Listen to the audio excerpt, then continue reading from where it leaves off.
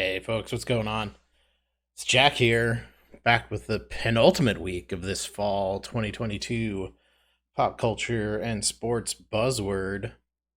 Just got finished watching the US lose to the Netherlands, which is an expected result, but I don't know, I feel like they could have performed a little better.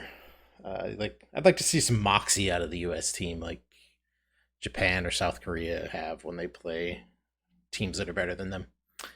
Anyway, this is Buzzword. Gonna try to improve on some scores here. See if I can up myself in the rankings. The questions here are going to have clues in them that go from more obscure to more well known. And the sooner I buzz in and get it right, the more points I get. These first 10 questions are all going to be about pop culture stuff. So let's see what they got for us. Here we go. A character in this film misremembers the title of a Pixar movie and then sees a raccoon who helps a chef.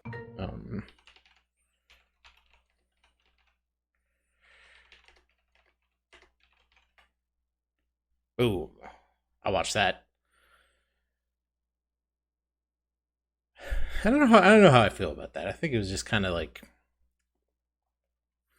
I mean, it looks great. It was an enjoyable watch, but I don't think I'm gonna watch it again. Good to see a short round back in the game. And nice to get the title exactly right. Because the whole thing they're referring to that in the Pixar thing is the raccoon tui. Forget how they say it exactly. In 2019, Nadine Hubbs wrote a fourth verse for this song that made explicit a queer interpretation. A red-headed bank teller inspired this song, which claims my happiness depends on you because he's the only one for me. For 10 points, in what 1973 song does Dolly Parton beg? No. All right. I had no idea what was going on there until you talk about Jolene. Please don't take my man away from me. I've heard like a slowed down so then it gets pitched down. And it's just like really slow and like really affecting. In this musical, an unstable villain sings, I'm revered, I am reviled, I'm idolized, I am despised. Its director, Julie Taymor, changed... It's gotta be this in. Actually, could be Lion King. Damn it. Alright. Went in on the Julie Taymor and got punished. Punished for knowledge. In this TV show's first episode, Montgomery residents Brad Hittman and Dean Williams arrange an integrated baseball game. Don Cheadle narrates this show, filling the role that Daniel Stern held on its 1980s namesake. For 10 points, name this ABC reboot of a nostalgic sitcom that starred... Oh, okay. I forgot that they rebooted that. Rebooted the Wonder Years. All right, first or last name acceptable. Huh. I wonder, so this is like a TV character? Or a movie character? That's usually the only time that just first names are acceptable. The Case Against This Man titles a 2019 HBO docuseries that was directed by Amy Berg. His conviction, which was vacated in 2022, was examined in Season 1 of a Sarah Koenig podcast. Oh. Alright. So, an actual person, but they do refer to him throughout all of Serial as Adnan. That's borderline pop culture, I'd say. I mean... It's interesting though, because like that was a serious current events podcast that kind of got caught up in the pop culture zeitgeist, because they are making like Only Murders in the Building is directly inspired by Serial. In fact, their Tina Fey's character is essentially Sarah Koenig. Well, based on Sarah Koenig. I can't speak to to Sarah Koenig's methods. Tina Fey's character is essentially a villain in that. But yeah, it's that borderline stuff of when does pop culture become academic? Uh, but didn't get thrown by it. They had the first that put myself in the TV realm, but didn't get pulled too far away. Much of this film is set in Air One prison. This film's villain kills a man who says, "It's just Pollux Troy." After yeah.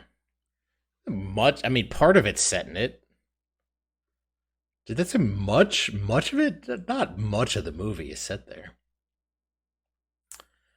Well, it's funny. The boots in Face Off are, I forget which way. I think they're repurposed power boots from the Super Mario Brothers movie with John Leguizamo and Bob Hoskins.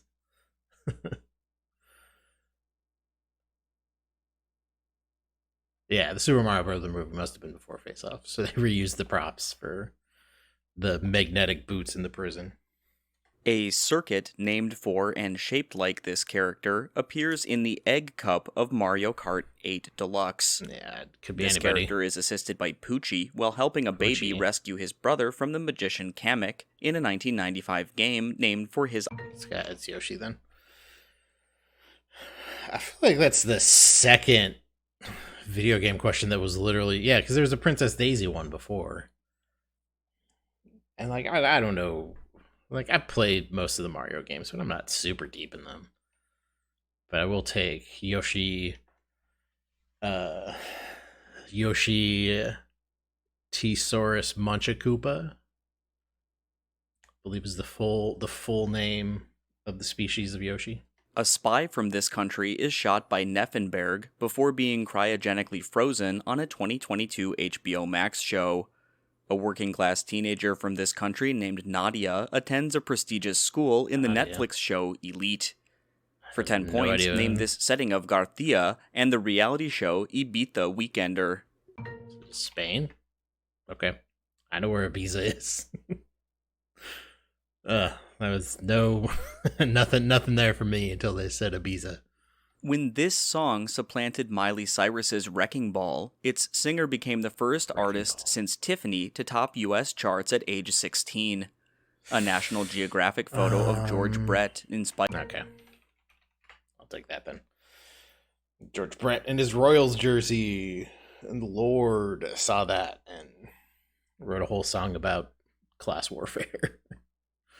All right. This company's 2014 Spirit of 69 line included such items as an Alpha Industries red bomber jacket. Its 14-hole signature product was popular in new wave and skinhead subcultures. In the rock opera Tommy, Elton John wears boots made by, for 10 points, what British company named for a German dock? Oh.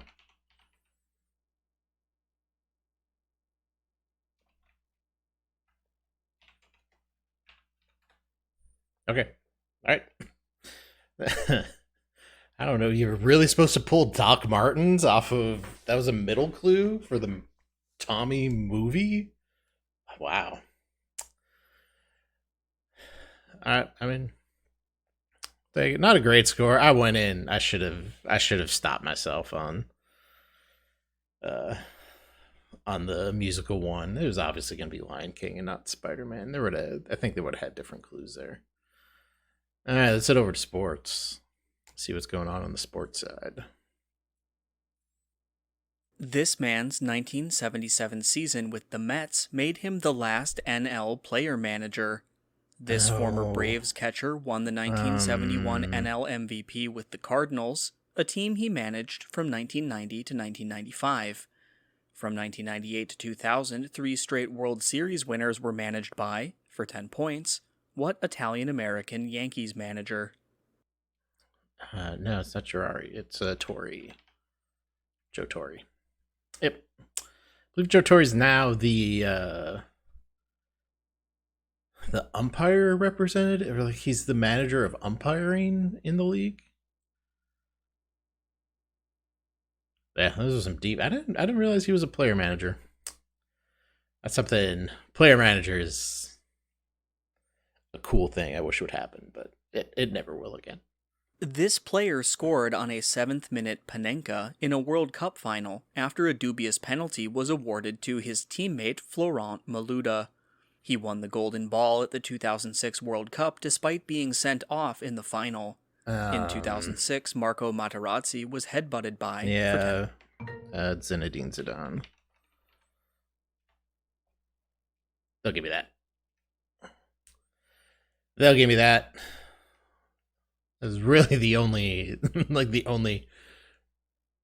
I mean, I guess winning the golden ball at 2006 and then getting, I believe the conversation that happened with him and Marco Materazzi was, Materazzi was grabbing his jersey and Zidane was like, if you like it so much, you can just have it. And Materazzi was like, I'll pick it up from your mother's tomorrow. And then Zidane gave him the old headbutt to the chest. Good stuff. This big man guaranteed a 103-100 finals win by blocking Danny Green's buzzer-beating 3 attempt. In Game 6 of the 2013 finals, his offensive rebound led to a game-tying 3 by Ray Allen. For 10 points, what former Raptors big man made up the Heat's big 3 with Dwayne Wade and LeBron James? What? Chris? Oh, why can't I remember his name? I'll put this in. It's wrong. Oh, I can't remember his name. What's his name? Chris Bosh. Chris Bosh. That was bad. I should know that. I just couldn't find it. Couldn't find it up here. A scandal under this head coach was reported by former assistant Mike Cerullo. Assistants Aaron Cromer and Joe Vitt filled in for this Super Bowl winning coach for the entire 2012 season. For 10 points, what head coach and assistant Greg Williams... So it's Peyton. Yeah, haven't come close to beating the Vikings in the playoffs since then, Saints. Ha you sold your soul for a Super Bowl by cheating, and then look what it got you. Super Bowl title. Yeah, you still won that Super Bowl. Sorry, I was flashing back there. During a 1974 tour of this country, the 99 call was a sign for the visiting British Lions to start a melee. This country's win in the 1995 World Cup under Captain Francois Pienaar was shown in the film Invictus. Now it's... So it wasn't another soccer question. Was a rugby question. I saw Invictus. I don't remember anything about it. In 2019, this man struck out 12 Angels in 6 innings to reach a season mark of exactly 300 strikeouts. He was the first man to strike out 200-plus batters in the postseason. The only active pitcher with 3 no-hitters is, for 10 points, what man who has won Cy Youngs on the Tigers and Astros. Yeah. With the 200 strikeouts in the playoffs, I figured it was going to be Verlander because he's just always been in the playoffs with the Astros. This goalie stopped Brendan Shanahan and 4 other Canadians to win an Olympic semifinal shootout. In a third overtime, he allowed the Stanley Cup-winning crease goal to Brett Hull in 1999. For 10 points, what goalie won... I mean, it's just probably just Patrick Well. All right, Dominic Hasek. All right. Yeah, I shot my shot with Wah there, but I'm not sure I was going to be able to pull Dominic Hasek. The year before Tim Duncan was drafted, this veteran wing player led the Spurs in scoring and wore number 21. This brother of Knicks wing Gerald won the 1985 and 1990 slam dunk contests and lost in 1986 to teammate Spud Webb. For 10 points, what human highlight films... I'll take the human highlight reel. The human highlight reel, Dominique Wilkins. I kind of spaced out on that question. I do that sometimes, and then just you hear His first name is Jacques. His real first name is Jacques. That's pretty good. Anyway, Dominique Wilkins. After the 1983 season, this driver swapped cars with Ricky Rudd in a return to Richard Childress Racing. This man won the Winston in 1987 after making the pass in the grass. From 1984 to 2000, the number 3 car was driven.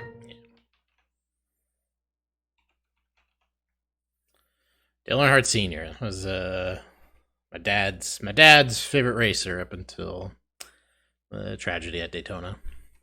That was a sad day. Great racer, Dale Earnhardt Sr. All right, now into college sports. So we'll see what happens. In 2009, a senior back for this school lost the closest ever Heisman vote to Alabama's Mark Ingram. In 2015, a back for this school was second in Heisman voting after breaking Barry Sanders' all-purpose yards record. For 10 points, what Pac-12 school has starred Toby Gerhart? Okay. That I can't. That I can answer. I can say Toby Gerhart, and I can get Stanford from that. I don't. Who was the other? I don't even know who the second player they were going to talk about was. Anyway, that was an okay week. I went in way too early on the